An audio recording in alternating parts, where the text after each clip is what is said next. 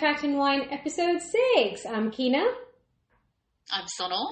And we're really happy to have you here this week again. So this week, we're actually going to talk about losing someone in COVID because we've had a terrible week, actually, where we lost our grandmother. We did, yeah. She was 99 years old. She was in a care home, but she passed away peacefully, and it was nice that the care home were absolutely brilliant. They they tested us and everything, but they allowed us to be with her in her final moments and things like that. So, you know, it went, I think, as well as it possibly could under the circumstances. Agreed. So. I think as endings can be, that's how you probably want to go. Warm in your bed, pain-free, not suffering, and have had the chance to say goodbye to your loved ones. You know, she got a chance to say bye to everybody, didn't she? Which we were so grateful for, and safely. Nobody was harmed or nobody was put at risk by doing that.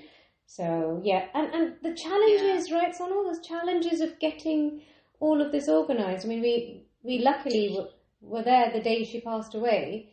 But how long were we there? 6 hours before the GP was able to ring us to certify the death. And not even come. So really, no one really official really saw her to certify it. It was all done over video call. Yeah. Which again, technology has its, as we're having today, technology has its issues. Yeah. Not everyone's comfortable using that kind of technology too. It was a first for the people there as well. And I mean, the care home staff are great at what they're doing. That is caring, and then they have to do all these added pressures, like the rest of us, but added pressures to certify the death using some app that the GP needed her to download, and it was quite complicated. And if you didn't have a smartphone, which she actually didn't, so then we ended up lending her mine, and it was just a drama, wasn't it? Really. So, but it got done, and then subsequently, you guys have been really busy trying to get the paperwork for the funeral arrangements.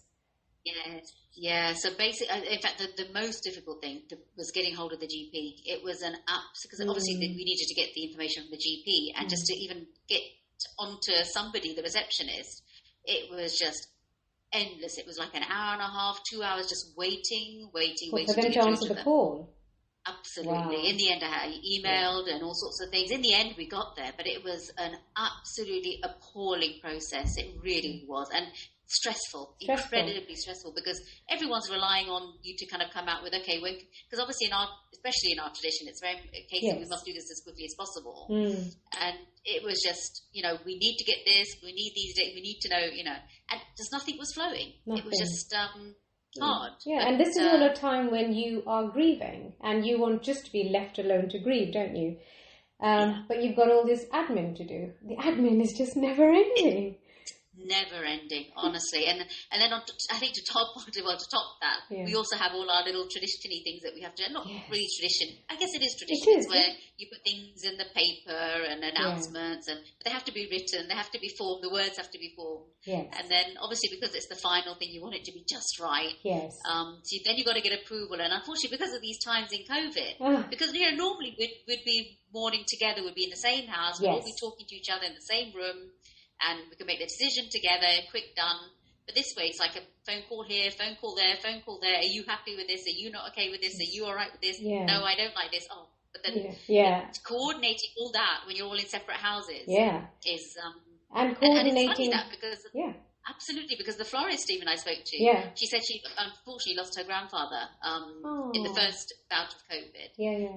And she said she had exactly the same issues. She goes, it's so hard to coordinate with everybody with different opinions. And unfortunately, she couldn't even go to the funeral. At least we're able to go.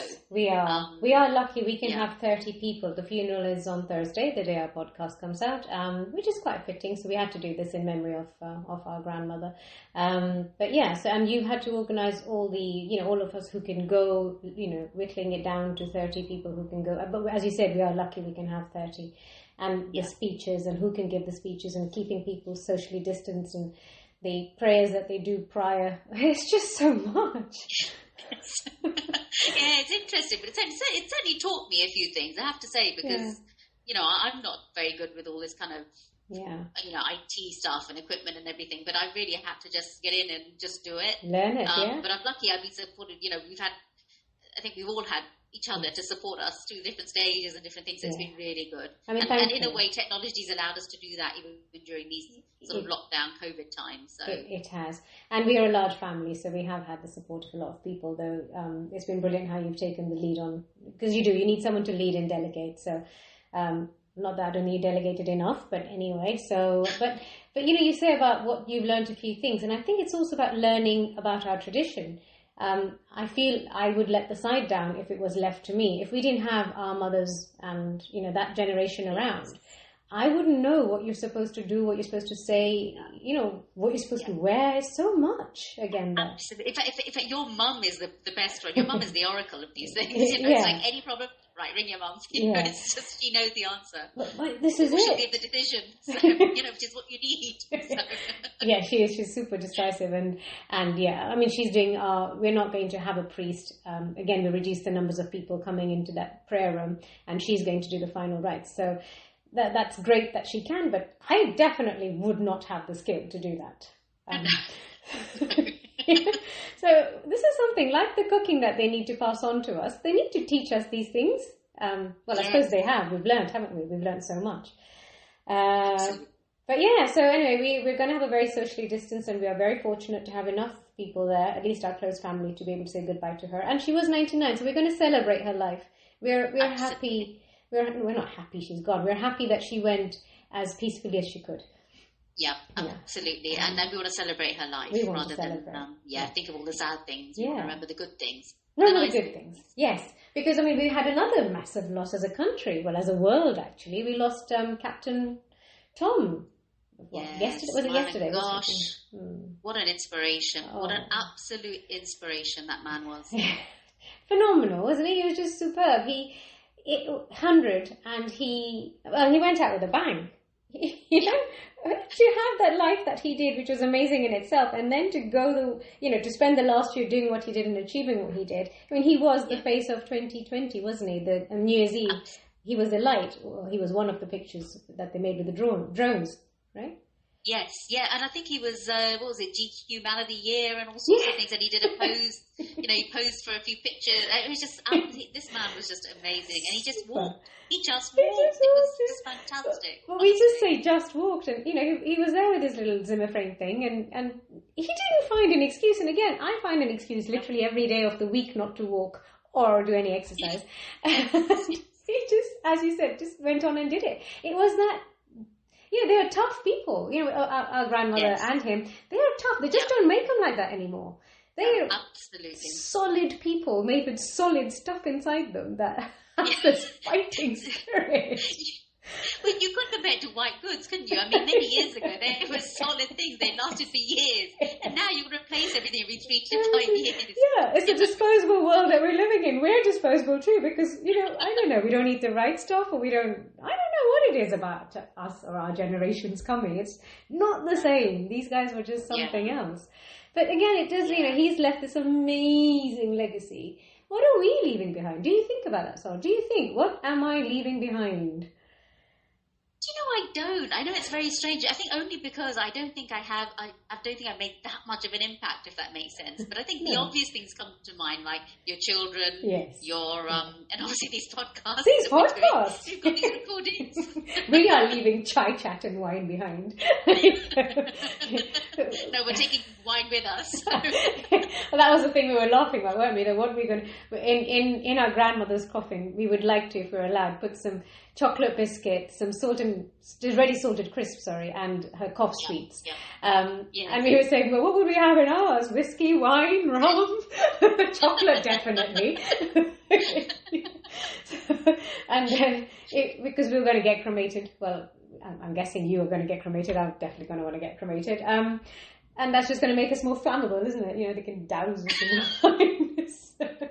But I do think that, we're not this. Well, I definitely am not going to leave anywhere near the kind of legacy Captain Tom did.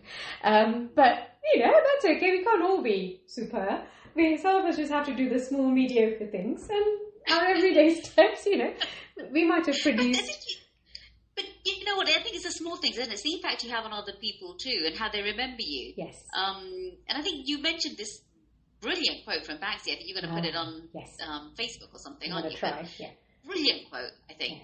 Yes, it was, and it's got that lovely picture of the little girl with the red balloon. But the quote says, they say you die twice. Once when you stop breathing, and the second time when someone takes your name for the last time. That's quite sort of fun. And that actually really applied to us, didn't it? Because we got to the nursing home, or care home, sorry, when Granny passed away, and she had just stopped breathing. So by the time, we were safe to go up, she had gone physiologically, but my mum was able to sort of put the holy water in her mouth and, call her name. She calls her mummy, so she'll think mummy, mummy, and all of that, and the stuff that she said about letting her go. And you almost felt that was when her soul, who knows, we might be just seeing things because we were just so emotional at the time. You felt it. It was just... I do believe that, yes. No, I'm with you 100%. I think, we don't just disappear. I think there's something there, definitely. Yeah. So there's more than just our body, and for those who believe or who don't believe, I do think there is a soul, and the soul does have to leave your body and go to nirvana or whatever. But talking about nirvana, I want to be naughty in nirvana. I've decided I don't want to be a good girl. So when you say nirvana, I'm thinking of the group Nirvana, but okay, we'll go with. Yeah. So to be naughty in nirvana, okay. Naughty in nirvana, yeah. But yeah, just break a few rules. We're such rule abiders, aren't we? We haven't really broke. But then you won't reach nirvana. No. So be good on earth. Be good on earth. And then you can be naughty in nirvana because you were good. So you got your position. And You'll get demoted back to step one again. We're mixing our Hinduism with Buddhism here. I like this. Yeah. It's a mix. So you think that if you're naughty, you get sent to the naughty step. And if you continue being naughty, you get sent back to earth as a cockroach or something. I mean, you know what? That's actually, yes, exactly that. And then someone steps on you. Probably me. Yeah. And then you die again. And, nirvana's a long way away then, because you have to come back as a human form, don't you, to earn your moksha or something. This is quite deep, and I definitely don't know enough about it. Isn't there? Yeah. Yeah, but there's levels to getting. It's like the games, Candy Crush. You've got to get the levels to get to the top level. Not that I play Candy Crush. I have no idea what. I don't play a lot of games, but I am trying to learn French or remind myself of some French. So I do Duolingo, and you get up to the next level. I've lost my so many days streak because the last week I haven't done anything, but I'll get back to it next week. So but yeah, so we've. That's very good. Well, I thought Yeah, it's those things. But it's been quite a week, I think, hasn't it? It's just, and everything seems to have piled on. But yeah. I think I should mention something though at the moment, because obviously our grandma nearly hit the 100 mark, but you're actually incredibly close to getting the half-century mark. I know. And it's coming this weekend. It is coming this weekend. I mean, I'm never going to reach 100. We all know that. So whatever's ahead, whatever X number is ahead, I made 50. Whoop, whoop. Well, I haven't made it yet. Let's not pre-plan. You will. Prejudge anything. These are weird times, but all going well. On Sunday, yes, I will hit that mark. And we will be celebrating. I feel that was right, and then you all agreed with me, thankfully. So we are going to celebrate a lot this weekend.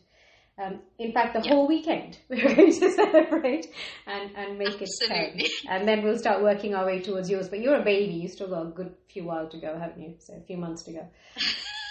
But, yeah, so that not that long, but yeah. But no, it's all this year though. We are the Golden Girls turned 50 this year, so yeah, it is our 50th.